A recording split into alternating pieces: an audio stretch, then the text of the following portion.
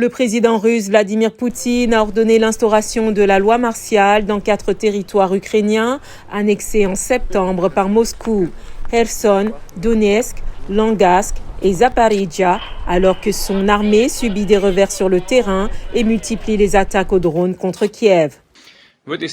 À cet égard, permettez-moi de vous rappeler que la loi martiale était en vigueur dans la République populaire de Donetsk, la République populaire de Lugansk, dans la région de Kherson et de Zaporijjia depuis leur entrée sur le territoire de la Russie.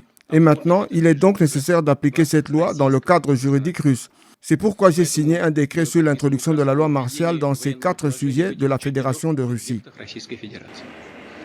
Les autorités d'occupation russes ont commencé mercredi à évacuer la population de Kherson, ville du sud de l'Ukraine. Selon l'administration locale, l'évacuation permettra à l'armée russe d'installer des constructions défensives d'ampleur face à une vaste contre-offensive ukrainienne. Le général Sergei Surovikin, en commandant des troupes russes en Ukraine, affirme que la situation est tendue pour l'armée russe. La situation dans cette zone n'est pas simple. L'ennemi frappe intentionnellement des infrastructures économiques, sociales, industrielles et des bâtiments résidentiels à Kherson. Au total, plus d'1 millier de localités restées privées d'électricité mardi soir, selon le service ukrainien des situations d'urgence.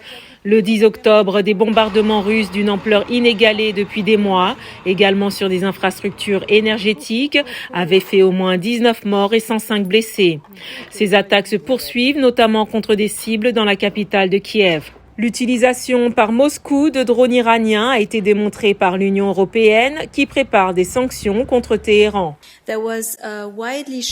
Il y avait un accord politique largement partagé sur le fait que l'UE devait réagir rapidement. Maintenant que nous avons réuni suffisamment de preuves, nous travaillons sur une réponse européenne claire, rapide et ferme.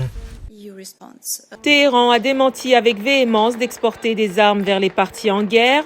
Le chef de la diplomatie américaine, Antony Blinken, dénonce les attaques russes contre des infrastructures non militaires, estimant que c'est un signe de désespoir de la part de la Russie.